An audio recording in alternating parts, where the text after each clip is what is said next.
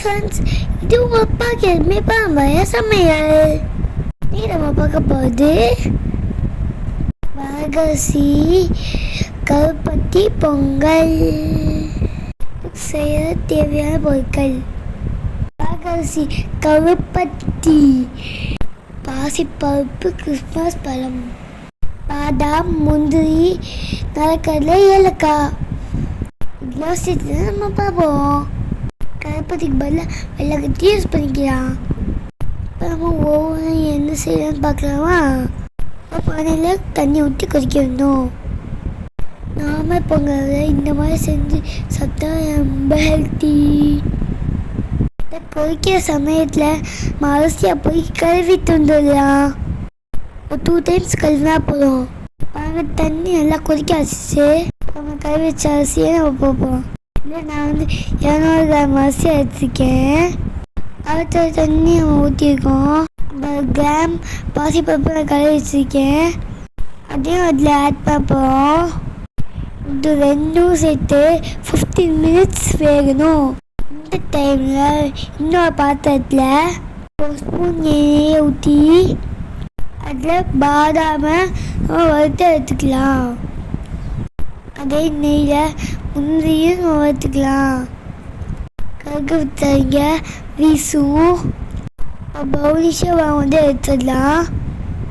Christmas பழத்தை வறுக்கணும்னு தேவையில்லை, டேரெக்டாக ஆட் பண்ணிடலாம். இப்போ நடக்கிறதையும் அதே மாதிரி எடுத்துப்போம். வந்து கிளைக்காயை தச்சு வச்சுக்கப்போம். நல்லா பொடி பண்ணுற மாதிரி நச்சுக்கலாம். முழுசாக போடாமல் நம்ம அதையும் பொடி பண்ணிக்கலாம். ரொம்ப நைஸாக இருக்க வேணாம், கொஞ்சம் கடிச்சு சாப்பிட்ற மாதிரி படிப்படியாக இருக்கணும். அங்கே இந்த பக்குவத்தில் இருந்தால் அது போதும். சமயத்தில் நம்ம கருப்பட்டியை பொடி பண்ணி வச்சுருக்கோம். வெள்ளம் வேணும்னாலும் நம்ம பொடி பண்ணி வச்சுக்கலாம். அரிசி வெந்தோடனே ஒன்று நம்ம ஆட் பண்ண போகிறோம்.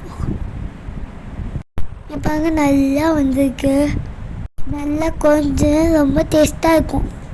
வாங்க இப்போ கருப்பட்டி ஆட் பண்ணலாம்.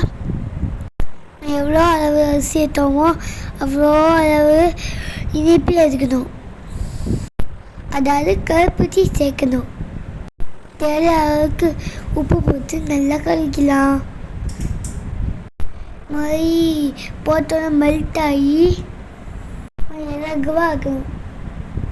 குழந்தை இருந்தால் தான் ரொம்ப டேஸ்ட்டாக இருக்கும். கட்டியாக வச்சுக்கூடாது.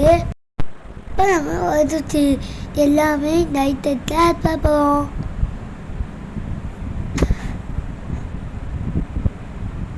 இப்போ இது நல்லது விற்றுவோம்.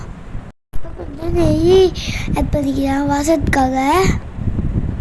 நல்லா கிளறி விட்டுப்போம். சில வகைகளுக்கு எல்லாம் பொங்கலாக கிண்டிக்கலாம்.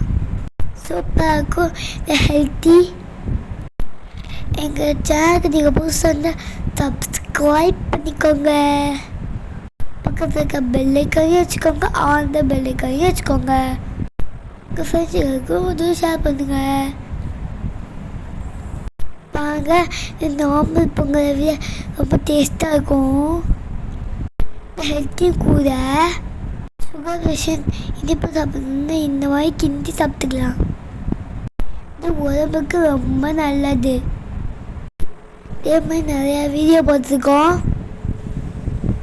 செக் பண்ணி பார்த்துட்டு எனக்கு லைக் பண்ணுங்கள். எனக்கு மோட்டிவாக இருக்கும். அப்படியே உங்களோட ஃப்ரெண்ட்ஸுகளுக்கும் கொஞ்சம் ஷேர் பண்ணுங்கள். Thank you for your support. Thank you. Bye bye. See you.